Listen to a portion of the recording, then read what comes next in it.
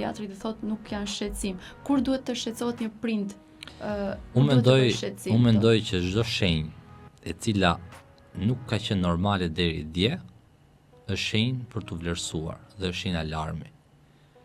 Në qoftë se ne kemi bërë ekzaminimet dhe ekzaminimet kanë dalë mirë, atëherë probabilisht e ulim këtë alarm dhe e fikim.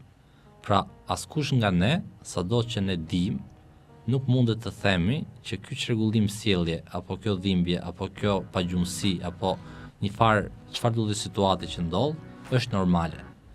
Normalja është ajo çfarë është fiziologjike për atë fëmijë dhe nuk ka më shumë se sa prindri që e di fiziologjinë e fëmijës së tij. Pra një prindër e di çfarë ore flet fëmia, kur zgjohet, si e ka dhimbjen, a ka pas dhimbje apo jo.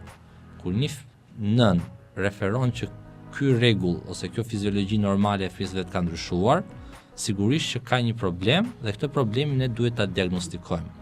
Dhe realizimi i gjithë ekzaminimeve dhe mungesa e shenjave në to, mund të themi që kjo dhimbje mund të jetë psikologjike, sepse ne kemi dhe shumë pacientë sot, të cilët normalisht vijnë nga ankthi ose nga probleme të tjera, të cilat probabilisht nuk kanë shenja morfologjike.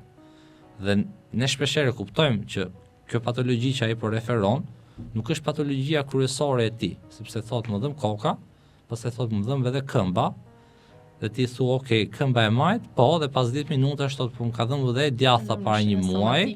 Pra mënyra se si i lidh smundjet me njëra tjetrën janë të tilla që ti e kupton që ky pacienti nuk ka një patologji reale nga ato që ne studiojmë nëpër libra. Por do ishte fatale nëse ne i themi që ti nuk i ke këto dhimbje. Dhe shpesh unë i them, unë të kuptoj, këto patologji janë tuat, ti ke drejt që shqetësohesh për to, por ajo që është e rëndësishme është që pas ekzaminimeve ne s'kemi asgjë për të shqetësuar. Kështu që ti mësohu me këtë gjë dhe anashkaloje. Dhe ai fillon dhe mësohet me këtë gjë.